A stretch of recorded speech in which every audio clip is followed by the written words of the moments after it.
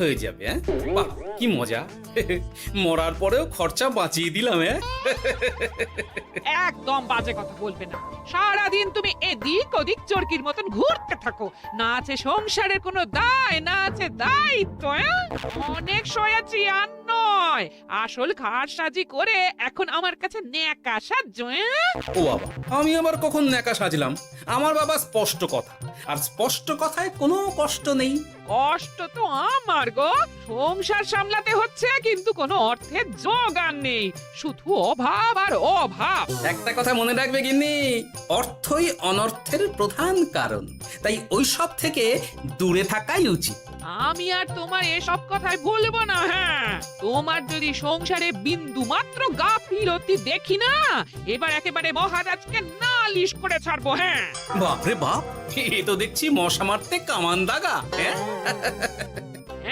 আমার মুখের বুলি বন্দুকের গুলির থেকেও জোরে ছুটবে।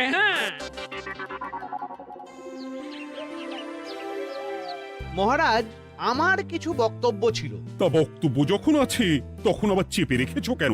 বলে ফেলো ঝটপট। মহারাজ, আমাদের প্রতিবেশী রাজ্যগুলোর অবস্থা ভালো নয়, যেখানে সেখানে নাকি প্রজা অসন্তোষ হচ্ছে। হ্যাঁ, সে কি কথা?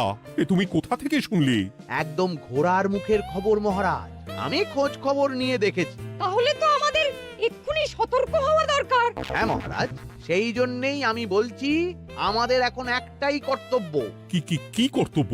আমাদের রাজ্যের সকল প্রজাদের অভিযোগ শোনা খুব দরকার, কারণ প্রজারাই মহারাজের আসল সম্পদ। এর পেছনে নিশ্চয়ই মন্ত্রীমশাইয়ের কোনো উদ্দেশ্য আছে। মহারাজ, আমি কিছু বলতে চাই। হ্যাঁ হ্যাঁ হ্যাঁ, বলো না। আমার মনে হয় যার যা সমস্যা সেটা সে স্থানীয়ভাবে মিটিয়ে নিক। গ্রামে গ্রামে নায়েব আছে, প্রধান আছে। হ্যাঁ, তা তো আছেই। আর তারা না সামলাতে পারলে মন্ত্রীমশাই আছেন। তাতেও সামলানো না গেলে তখন না হয় মহারাজ দেখবেন। প্রজাদের হাজারো বায়নাক্কা থাকতে পারে, কজনকে মহারাজ সামলাবেন? আর প্রজাদের মন জয় করতে মন্ত্রীমশাই একাই 100। গোপাল এটা কিন্তু ঠিক কথা বলেছে। একদম ঠিক। প্রজাদের মন জয় করার কাজে মন্ত্রীমশাইয়ের জুড়ি মেলা ভার। হ্যাঁ গোপাল, এটা তো তুমি একদম ঠিক কথা বলেছো। আমাদের সামান্য কেটে ছড়ে গেলে আমরা বাড়িতেই আমাদের প্রাথমিক চিকিৎসা করি। সবকিছুর জন্য তো আর রাজবৈদ্যকে নিয়ে টানাটানি করা যায় না। ঠিক তাই, সব সমস্যা পুকুর পাড়ের সমস্যা, রাজসভায় টানার অত দরকার নেই। কত সূক্ষ্ম পরিকল্পনা করেছিলাম। ভেবেছিলাম মহারাজের কাছ থেকে প্রজাদের কিছু পাইয়ে দিয়ে লাভের গুড় খাবো, কিন্তু কিন্তু গোপাল সে গুড়ে বালি ঢেলে দিল। আরে বাবা, গোপাল বালি ঢেলেছে তো কি হয়েছে? তুমি গুড়ে জল ঢেলে দাও। তাতে আমার কি হবে? গুড়ে জল ঢাললে তো মিষ্টি শরবত হয়, তাতে পেপাসাও মেটে, মনও ভরে। সাব্বাস, তুমি আমার মাথায় করে দিলে বুদ্ধির চাষ। যা একটা বুদ্ধি এসেছে না, কি বলবো গিন্নি।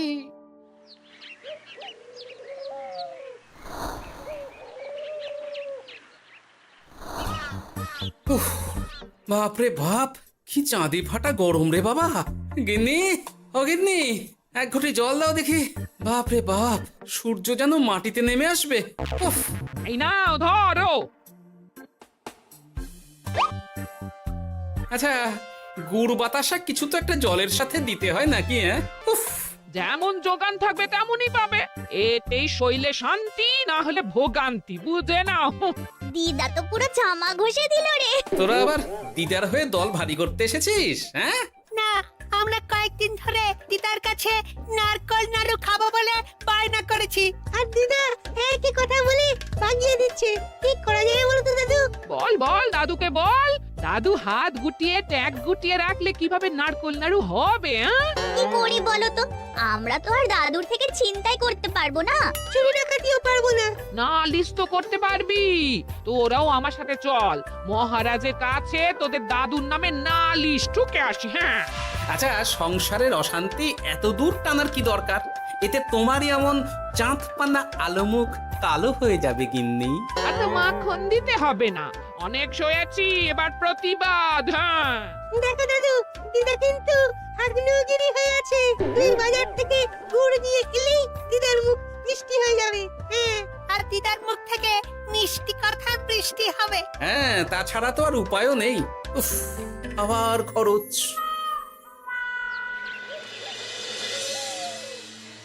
শোন কটা কটা, কোনো বেফাস কথা বলবি না।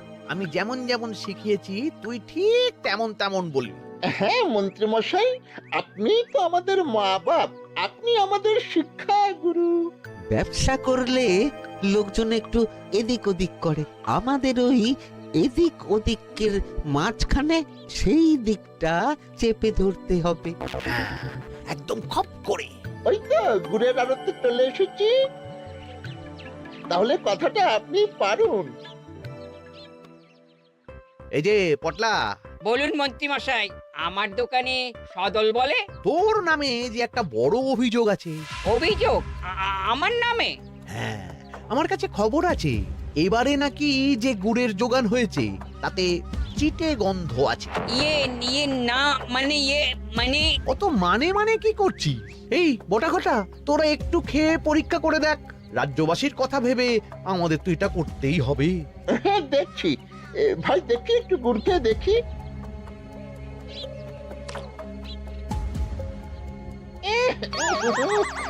ঘটা তুই খেয়ে দেখ। বাবারে বাবা, এ তো চ্যাটচ্যাটে গন্ধ। হ্যাঁ তাই তো বলছি। কি ব্যাপার, গুড়ের ব্যবসাতেও জাল? হ্যাঁ, ওই জাল দেওয়ার জন্যই একটু চ্যাটচ্যাটে, কড়া পাক, কিন্তু গুড় খারাপ তো নয়। আমি এক্ষুনি তোর সব গুড় বাজেয়াপ্ত করছি। এরপর রাজদরবারে বিচার হবে, তখন ভালো খারাপ সব বেরিয়ে যাবে। কেমন? ও মন্ত্রী মশাই, এই রকম করবেন না। আমি তো বলছি এবারে গুড় একটু বেশি জাল দেওয়া হয়ে গেছে। সে যাই হোক, প্রজাদের সন্তুষ্টি আমার একমাত্র লক্ষ্য।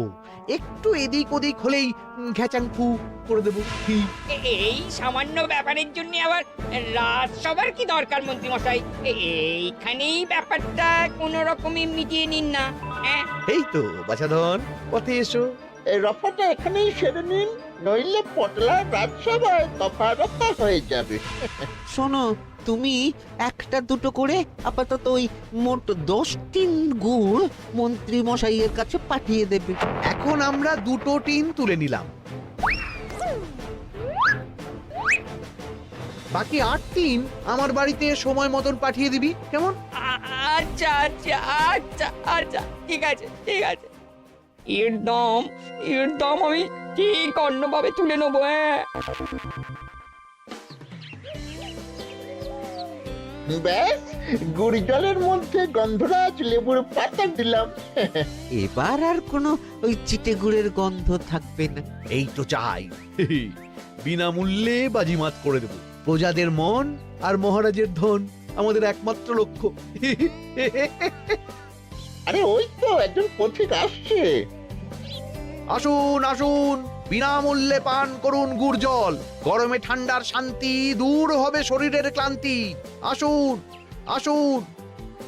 সত্যি দিন তাহলে মন্ত্রীমশাই, কত দূর থেকে হাঁটছি, দিন ওই এক ভাঁড় গুড় জলই দিন। পান করুন, আর মন্ত্রী মশাইয়ের নাম গান করুন।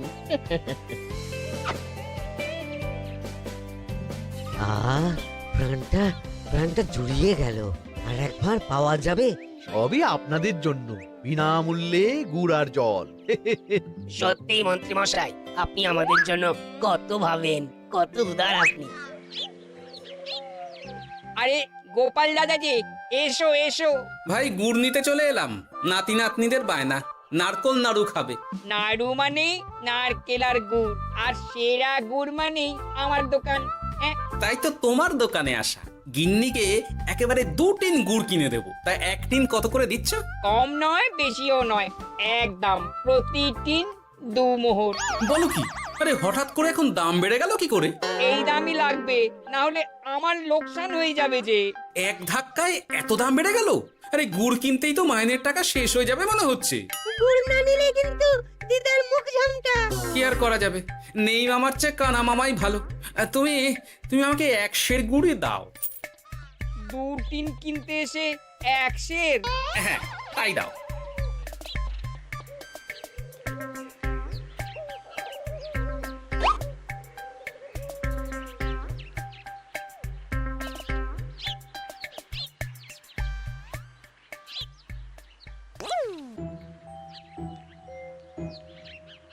ও দাদু, তুমি ওখানে দাঁড়িয়ে আছো কেন গো? চলো চলো, ঘরে চলো। যত তাড়াতাড়ি বাড়ি যাবে তত তাড়াতাড়ি নাড়ু হবে। বটাকে দেখলাম ওই দোকানে ঢুকলো আর দুটো গুড়ের টিন তুলে নিয়ে চলে গেল, কিন্তু কোনো দাম দিল না। কি বলছো গো? এ তো বিশাল খাতির।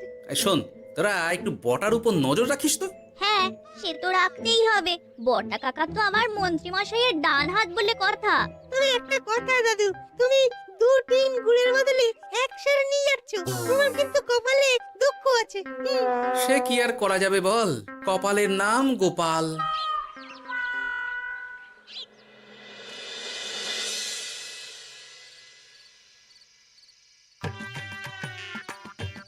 মস্করা পেয়েছো? আশা দেখিয়ে বাতাসা খাওয়াচ্ছ, হ্যাঁ? 1 সের গুড়ে কি হবে, হ্যাঁ? ওই নাতি নাতনির জন্যই নাড়ু বানাতে শেষ, হ্যাঁ? আহা, আজকের মতন একটু চালিয়ে নাও না গিন্নি।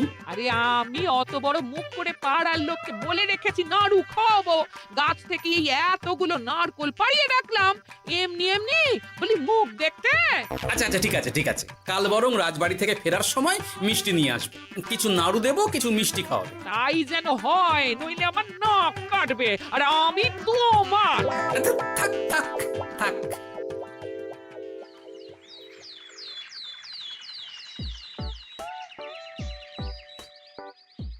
ওই দেখ, দাদু ফিরছে, চল ধরি। দাদু দাদু, তোমার কিন্তু দিদার জন্য মিষ্টি নিয়ে যাওয়ার কথা, খাওয়াতে হবে। তাছাড়া মনে আছে মনে আছে। শুধু দিদার জন্য নিয়ে গেলে চলবে না, আমরাও খাবো। আরে বাবা, ঠিক আছে ঠিক আছে, খাওয়াবো। চল চল, ভোলা ময়রার দোকানে চল। দাদু জানো, আমরা আজকে দেখলাম ঘটা কাকাও ওই দোকানে গুড় নিতে গিয়েছিল আর বিনামূল্যে গুড় দিয়ে এলো। হ্যাঁ,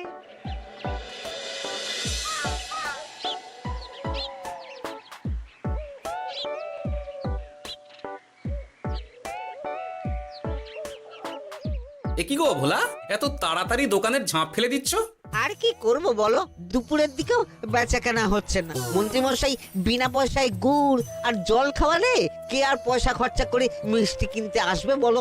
আচ্ছা, সেই জন্যই বটা গতকাল আড়তদারের কাছ থেকে গুড় তুলে নিয়ে যাচ্ছিল। আমার ষষ্ঠ ইন্দ্রিয় যদি ঠিক কথা বলে, তাহলে ওই আড়তদার পটলা সেই খরচ বাকিদের ওপর চাপাচ্ছে। নইলে গুড়ের এত দাম তো বাড়তে পারে না। কি জ্বালাতনে পড়লাম বলো তো। যাকে, এই ব্যাপারটা আমি দেখছি। আগে তুমি গোটা কত রসগোল্লা দাও তো।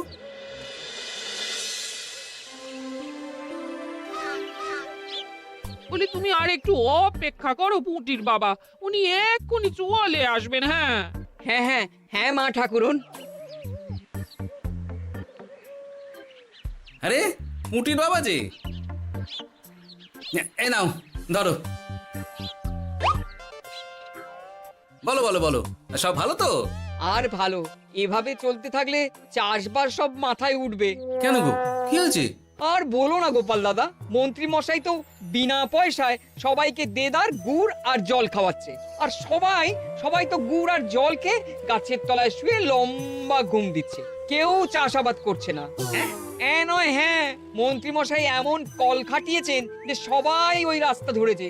আরাম পেলে কে আর কাজ কাম করতে চায় বলো? সে কি, আহা, এভাবে চাষাবাদ ছেড়ে বিশ্রাম নিলে যে কদিন পরে সবাই খেতে পাবে না। গুড় জলের লোভে সবাই আরাম পিপাসু হয়ে গেছে।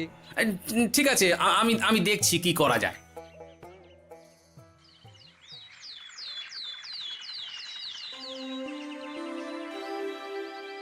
মহারাজ, আমি প্রজাদের মন জয় করার কাজটা ভালো মতোই করে ফেলেছি। তবে প্রজাদের দিকে দেখতে গিয়ে আমার অবস্থা একেবারে খাস্তা গজা হয়ে যাচ্ছে মহারাজ। কেন কেন কেন?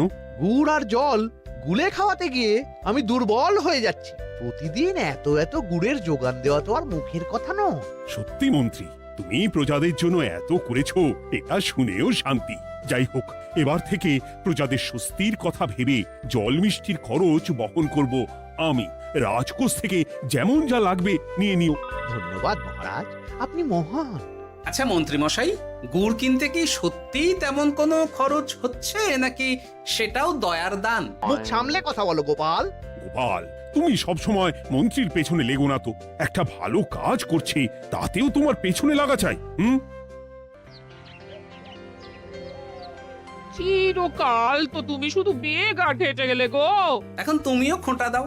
আমরাও এখন নিজেদের কানে শুনে এলাম পুরো গরম খবর। কি খবর রে? বটা কাকা আর ঘটা কাকা গুড়ের টিন নিতে নিতেই আড়তদার শুনিয়ে দেয় 10 টিন গুড়ের হিসেব মিটে গেল। বটা কাকা বলে আগের বার তো মন্ত্রী মশাই চিটে গন্ধের কথা বলেছিল, এবার যদি বিনামূল্যে গুড় না পাই তাহলে ওই ধোঁয়া গন্ধ দিয়ে চেপে ধরবে। হ্যাঁ, বাবা, এ তো পুরো হুমকি দিয়ে আর ক্ষমতার অপব্যবহার করে কাজ হাসিল হচ্ছে রে। এবার তুই কি করবে দাদু? না, আমি ঠিক করে নিয়েছি এবার আমি কি করব। আমাকে এখন বেরোতে হবে। এই এখন তুমি আবার কোথায় যাবে এই ভর দুপুরে? আমি পুণ্য অর্জন করার চেষ্টায় যাচ্ছি গিন্নি। এতে আমার কি? কথাতেই তো আছে, পতির পুণ্যে সতীর পুণ্য।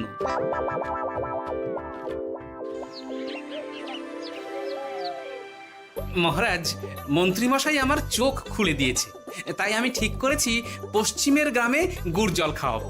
এই তো, এটা ভেবে আমি খুব খুশি হয়েছি যে গোপাল তুমি নিজের ভুল নিজেই বুঝতে পেরেছো। কিন্তু তার জন্য এবার মহারাজ আপনার সাহায্য চাই। কিরকম সাহায্য? যেহেতু এই রকম আগে হয়নি, তাই মহারাজ আপনিও আমার সঙ্গে থাকবেন। গুড় কেনা থেকে শরবত দেওয়া সবটাই আপনার সামনেই হবে। তবে তারও একটা শর্ত আছে মহারাজ। আবার কি শর্ত? ছদ্মবেশ ধারণ করতে হবে, ব্যবসায়ীর ছদ্মবেশ। বেশ বেশ, সেবাই পরম ধর্ম, সে যে বেশেই হোক। তাহলে আজ বিকেলে গুড় কেনা দিয়েই শুরু হোক যাত্রা।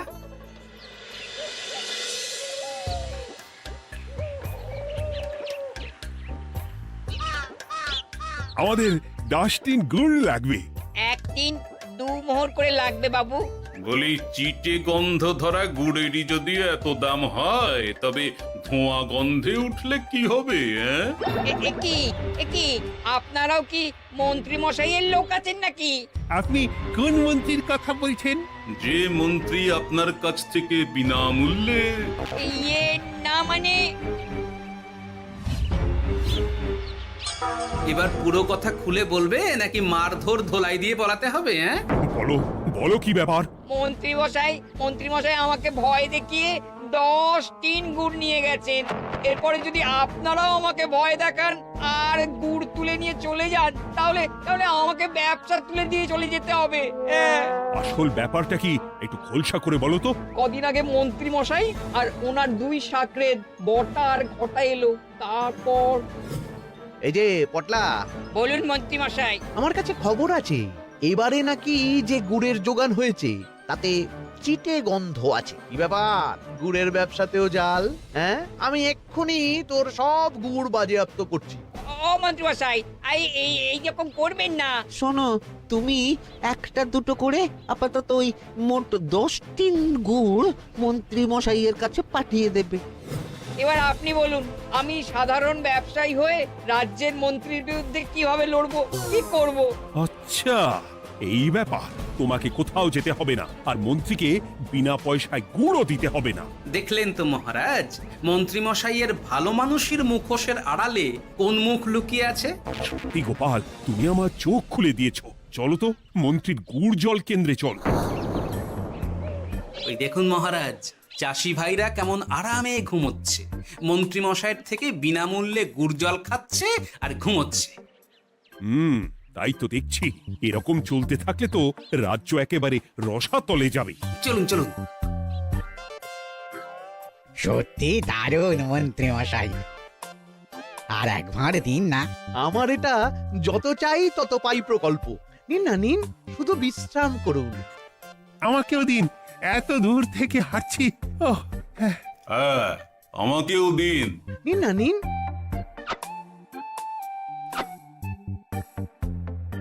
শরবতে কেমন চিটে গন্ধ। হ্যাঁ, তাই তো দেখছি। এই ভালো করে লেবু পাতা চটকাসনি নাকি? না মানে বেশি চটকালে যে তেতো হয়ে যাবে। এই মশাই, আপনারা খেলে খান, নইলে চলে যান। আমরা তো দুজনে যাব না মন্ত্রী, সাথে তোমাকেও নিয়ে যাব। সাধারণ গরিব দোকানদারের সঙ্গে চলো না, ভয় দেখানো। এবার আপনাকে মহারাজ ভয় দেখাবেন, শুলে চড়াবেন, গুড় নিয়ে গুলবাজি, হ্যাঁ? ভয় দেখিয়ে গুড় তুলে এনে লোককে খাইয়ে নাম কিনছো? তারপর আবার আপনার কাছ থেকে মোহর নিয়ে রাজকোষ ফাঁকা করছে। ভুল হয়ে গেছে মহারাজ। আর কোনো ক্ষমা নয়। নিজেকে অনেক শেয়ানা ভেবেছিলেন না, কিন্তু সে গুড়ে বালি হয়ে গেল। যতবার আপনার সাথে থেকে কিছু করি ততবার ফেসে যাই।